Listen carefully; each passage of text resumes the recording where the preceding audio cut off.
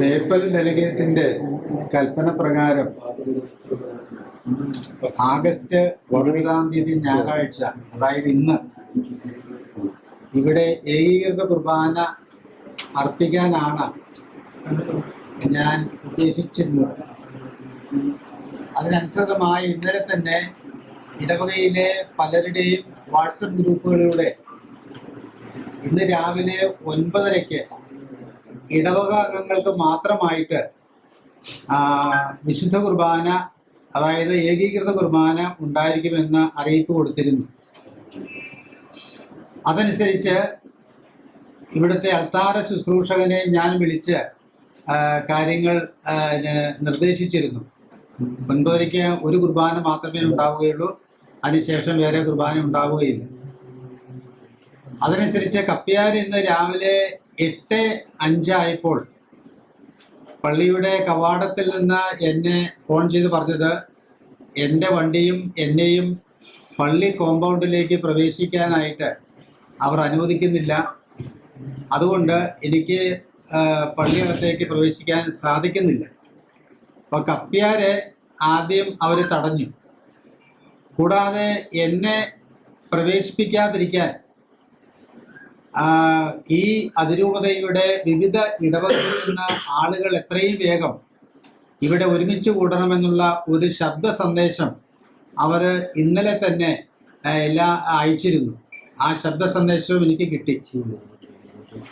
കൂടാതെ പള്ളിയുടെ ആ വാതിലിന് സമീപം കസേരകളെല്ലാം നിരത്തി ഞാൻ ദേവാലയത്തിലേക്ക് പ്രവേശിക്കുന്നത് തടയാനായിട്ട് അവർ ഒരുക്കങ്ങൾ ചെയ്തിരുന്നു. അപ്പൊ ഈ സാഹചര്യങ്ങളെല്ലാം കണക്കിലെടുത്തപ്പോൾ ഇത് ഒരു സംഘർഷ നിർഭരമായ ഒരു സാഹചര്യം ഉണ്ടാകുമെന്നുള്ള ഒരു കണക്കുകൂട്ടലിൽ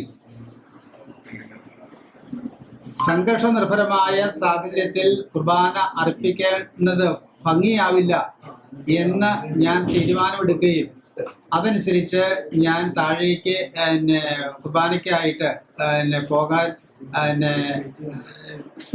തയ്യാറായില്ല. കാരണം ഞാൻ ഇന്നലെ തന്നെ മാധ്യമങ്ങളോട് പറഞ്ഞിരുന്നു, എല്ലാവരുടെയും ഭാഗത്തു നിന്നുള്ള സഹകരണവും ഇടവക്കാരായ ആളുകൾ പരസ്പരം ശത്രുതയില്ലാതെ മിത്രങ്ങളോടെ പെരുമാറണമെന്ന് പറഞ്ഞിരുന്നു. അതിന് ഘടകവിരുദ്ധമായിട്ട് എനിക്ക് പ്രവർത്തിക്കാനാവില്ല. ആളുകളെ തമ്മിൽ തല്ലിക്കാനോ സംഘർഷമുണ്ടാക്കാനോ ആ സംഘർഷത്തിന് ഞാനൊരു നിമിത്തമായി തീരാനോ ഞാൻ ആഗ്രഹിക്കുന്നില്ല.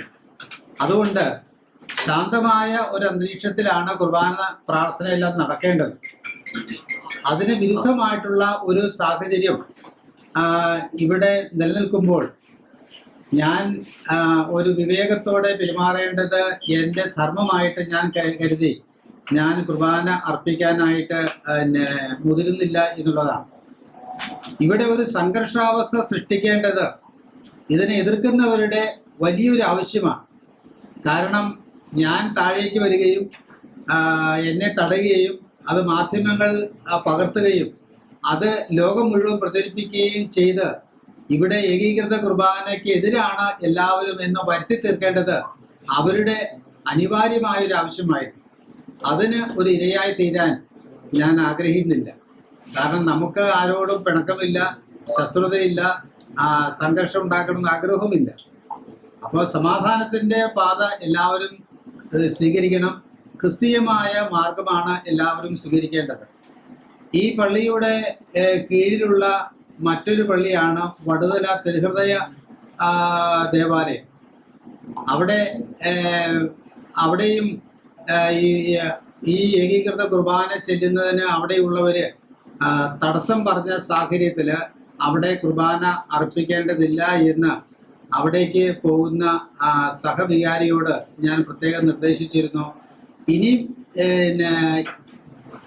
ഒരു കുർബാന ഇനി അർപ്പിക്കണമെങ്കിൽ അതിന് അധികാരികളുടെ ഭാഗത്ത് നിന്ന് വ്യക്തമായ നിർദ്ദേശം ലഭിച്ചാൽ മാത്രമേ ഇനി ഇവിടെയായാലും അതുപോലെ തന്നെ വടുതലയിലായാലും കുർബാന അർപ്പിക്കാൻ സാധിക്കുകയുള്ളൂ. കാരണം ഞങ്ങളുടെ പൗരോഹിത്യത്തിന് ദോഷകരമായി ബാധിക്കുന്ന കാര്യങ്ങൾ ഞങ്ങൾ ചെയ്യാൻ പാടില്ലല്ലോ. തിരുസഭ നിർദ്ദേശിച്ച കുർബാനക്രമം നടപ്പാക്കാത്തതിൻ്റെ പേരിൽ ഞങ്ങളുടെ പൗരോഹിത്യം സസ്പെൻഡ് ചെയ്യപ്പെട്ട് കാണാൻ ഞങ്ങളാരും ആഗ്രഹിക്കുന്നില്ല. ഞങ്ങൾ ദൈവവിളി സ്വീകരിച്ച് പുരോഹിതനായത് ക്രിസ്തുവിന് വേണ്ടി ജീവിക്കാനാണ്. ആ ക്രിസ്തുവിന് വേണ്ടി ജീവിക്കുക എന്ന് പറയുമ്പോൾ ചിലപ്പോൾ മരിക്കേണ്ടി വന്നേക്കാം, സഹിക്കേണ്ടി വന്നേക്കാം, ഒത്തിരിയേറെ പങ്കപ്പാടുകളിൽ കടന്നു പോകേണ്ടി വന്നേക്കാം. പക്ഷെ എന്നാലും ആ ക്രിസ്തുവിനോടുള്ള പ്രതിബദ്ധത എപ്പോഴും കാത്തു സൂക്ഷിച്ചുകൊണ്ട് വേണം ഓരോ പുരോഹിതനും ജീവിക്കേണ്ടത്. ആ തിരുസഭയുടെ അധിപനായ പരിശുദ്ധ ഫ്രാൻസിസ് മാർപ്പാപ്പയുടെ പ്രതിനിധിയായിട്ടാണ് അഭിവന്യ മാർ സിറിൽ വാസിൽ പിതാവ് എറണാകുളം അങ്കമാലി അതിരൂപതയിലേക്ക് വന്നത്. അപ്പം അദ്ദേഹം പറയുന്നത് മാർപ്പാപ്പയുടെ വാക്കുകൾ തന്നെയാണ്, മാർപ്പാപ്പയുടെ നിർദ്ദേശപ്രകാരവുമാണ്. അപ്പം അദ്ദേഹം എടുക്കുന്ന എല്ലാ തീരുമാനങ്ങളുടെയും പിന്നിൽ മാർപ്പാപ്പയുടെ വ്യക്തമായ നിർദ്ദേശങ്ങളും അതുപോലെ തന്നെയുള്ള ഉത്തരവുകളും ഉണ്ട്. അല്ലെങ്കിൽ അദ്ദേഹത്തിന് ഇവിടെ ഈ രീതിയിൽ പ്രവർത്തിക്കാൻ കഴിയുമെന്ന് ഞാൻ വിചാരിക്കുന്നില്ല. അതുകൊണ്ട് ഇങ്ങനെ ഒരു സന്നിഗ്ധാവസ്ഥയിൽ തിരുസഭാ അധികാരികളുടെ നിർദ്ദേശങ്ങൾ മാനിച്ചുകൊണ്ട് മുന്നോട്ട് പോകാനാണ് എൻ്റെ സുചിന്തിതമായിട്ടുള്ള ആഗ്രഹവും തീരുമാനവും. അതുകൊണ്ട് ഇനി ബസിലിക്കയിൽ ആകട്ടെ വടുതലപ്പള്ളിയിലാകട്ടെ ഈ ഒരു കുർബാന അർപ്പിക്കാനായിട്ട് ഞങ്ങൾക്ക് സാധിക്കുകയില്ല, അങ്ങനെ അർപ്പിക്കാൻ പാടില്ല എന്നുള്ള വ്യക്തമായ നിർദ്ദേശവും ഷേപ്പിൾ ഡെലിഗേറ്റ് തന്നിരിക്കുന്ന സാഹചര്യത്തിൽ ഇനി ആ മുകളിൽ നിന്ന്, അതായത് മേലധികാരികളിൽ നിന്ന് വ്യക്തമായ നിർദ്ദേശം ലഭിക്കുന്നത് വരെ പള്ളികളിൽ കുർബാന ഉണ്ടായിരിക്കുകയില്ല. അത്രേ എനിക്ക് ഈ അവസരത്തിൽ പറയാനുള്ളൂ. ഈ സംഘർഷാവസ്ഥയിലാണെങ്കിലും സംഘർഷം ഉണ്ടാക്കുന്ന ആളുകളെ കുറിച്ചോ അല്ലെങ്കിൽ അവരുടെ ചോദിച്ചോ എനിക്ക് യാതൊരു പരാതിയില്ല. അവരോട് ശത്രുതാ മനോഭാവത്തോടെ ഞാൻ പെരുമാറുന്നില്ല. അവരവരുടേതായ വികാരങ്ങൾ അവരുടേതായ രീതിയിൽ പ്രകടിപ്പിച്ചു. പക്ഷേ അത് തിരുസഭയുടെ ഔദ്യോഗികമായ തീരുമാനത്തിന് വിരുദ്ധമായതിനാൽ അതെനിക്ക് ഉൾക്കൊള്ളാനായിട്ട് സാധിക്കുകയില്ല. ആ നിലപാടിൽ തന്നെ ഞാൻ പുറത്തു നിൽക്കുകയും ചെയ്യും. പുറത്ത് പ്രതിഷേധിക്കുന്ന ആളുകൾക്കെതിരായിട്ട് ഇന്ന് കുർബാന അർപ്പിക്കണം, അല്ലാതെ മറ്റൊരു കുർബാന പറ്റില്ല എന്ന് നിർദ്ദേശമുണ്ട്. അപ്പൊ ആ പുറത്ത് നിൽക്കുന്ന ആളുകൾക്കെതിരായിട്ട് ഏതെങ്കിലും തരത്തിലുള്ള നടപടി അച്ചടക്കം ഉണ്ടാകും? അതായത് ഇന്ന് ഈ കുർബാന 9:30 ഇവിടെ ഉണ്ടാകുമെന്നറിഞ്ഞ് ഒത്തിരിയേറെ ആളുകളുടെ വന്നിട്ടുണ്ട്. അവരെന്നെ ഫോൺ ചെയ്തു, അച്ഛനെ ഞങ്ങൾക്ക് നേരിട്ട് വന്ന് കാണണം, ഞങ്ങൾക്ക് കുർബാന പങ്കെടുക്കാൻ സാധിച്ചില്ല, ഇങ്ങനെ കുറേ ആളുകൾ അതിന് തടസ്സം സൃഷ്ടിച്ചു, അതിനൊരു പരിഹാരം ഉണ്ടാക്കണമെന്ന് പലരും എന്നെ ഫോണിൽ വിളിച്ചു പറഞ്ഞു. അങ്ങനെ ഒരു സാഹചര്യമുണ്ട്. ഈ കുർബാനയെ എതിർക്കുന്നവർ മാത്രമല്ല, ഈ കുർബാനയെ അനുകൂലിക്കുന്നവരും ഇന്ന് ഈ പള്ളി കോമ്പൗണ്ടിലുണ്ട്.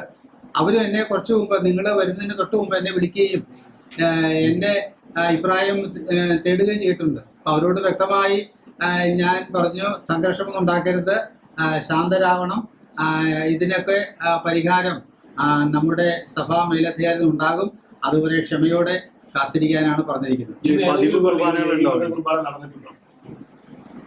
ഏകീകൃത കുർബാന നടന്നിട്ടുണ്ടോ എന്ന് ചോദിച്ചു കഴിഞ്ഞാൽ എനിക്ക് വ്യക്തമായിട്ടുള്ള ഒരു അറിയിപ്പ് കിട്ടിയിട്ടില്ല. എനിക്ക് ഒരു മാധ്യമ പ്രവർത്തകനിൽ നിന്ന് തന്നെയാണ് എനിക്കൊരു കിട്ടിയത്. 7 പള്ളികളിൽ ചെല്ലിയതായിട്ടാണ് എനിക്ക് അവർ പോലും സമ്മതിക്കുന്ന അവരുടെ അതായത് ഈ കുർബാന എതിർക്കുന്ന വിഭാഗത്തിൽ നിന്ന് ലഭിച്ച ഒരു വാർത്തയായിട്ടാണ് ആ ഒരു മാധ്യമ പ്രവർത്തകൻ എന്നോട് അങ്ങനെ പറഞ്ഞത്. അതിന്റെ വസ്തുതാപരമായ കാര്യങ്ങളെ കുറിച്ച് നമ്മൾ അന്വേഷിക്കേണ്ടിയിരിക്കുന്നു. ആ പള്ളികളിൽ ഇനി കുർബാന തുടരും? അല്ലല്ല, അതായത് ഈ കുർബാന ജനാഭിമുഖ കുർബാന ചെല്ലാൻ ഇന്നു മുതൽ അനുവാദമില്ല. ഇനി അങ്ങനെ ആ ജനാഭിമുഖ കുർബാന ചെല്ലിയ പള്ളികളിൽ അച്ഛന്മാർ ചെല്ലുന്നുണ്ടെങ്കിൽ അത് നിയമവിരുദ്ധമായിരിക്കും. അതിന് നടപടി എടുക്കേണ്ടത് ഈ കൽപ്പന നടപ്പാക്കണമെന്ന് നിർദ്ദേശിച്ച അധികാരികളാണ്. അതൊരു ഇതിനെക്കുറിച്ച് അന്വേഷിച്ച് മനസ്സിലാക്കി സത്വരമായ നടപടികൾ എടുക്കുമെന്നാണ് ഞാൻ കരുതുന്നത്. ബസിലിക്ക പള്ളിയിൽ ഈ പതിവ് കുർബാനകൾ ഉണ്ടാവില്ല, അങ്ങനെയാണ് ഉദ്ദേശിച്ചത്?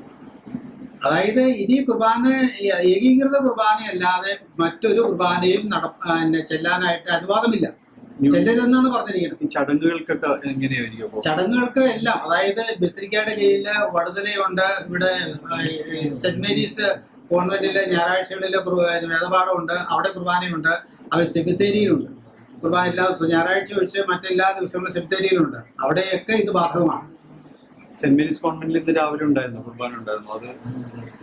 അത് സെന്റ് മാരീസ് കോൺവെന്റിലെ കുർബാനയ്ക്ക് ഇവിടുന്നാണ് ഒരച്ഛൻ പോകുന്നത്. ആ അച്ഛനും ഞാൻ ഈ വ്യക്തമായ നിർദ്ദേശം കൊടുത്തിരുന്നു.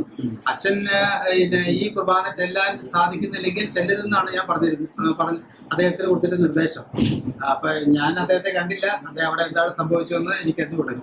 കർഷകരെ തടഞ്ഞതുമായി ബന്ധപ്പെട്ട് പോലീസിന് പരാതി വല്ലതും നൽകിയിട്ടുണ്ട്? ഇവിടെ നിന്ന് ഇപ്പൊ ഒരു പരാതി കൊടുത്തിട്ടില്ല ആർക്കെതിരെ. കപ്പ്യാരെ എന്നോട് ഫോണിൽ വിളിച്ച് പറഞ്ഞു, ഇങ്ങനെ കപ്പ്യാരെ തടഞ്ഞതായിട്ട് പറഞ്ഞു. ഇങ്ങനെയുള്ള കാര്യങ്ങളൊക്കെ ഞാൻ അധികാരികളെ അപ്പോഴപ്പോഴും അറിയിച്ചുകൊണ്ടാണ് ഇരിക്കുന്നത്.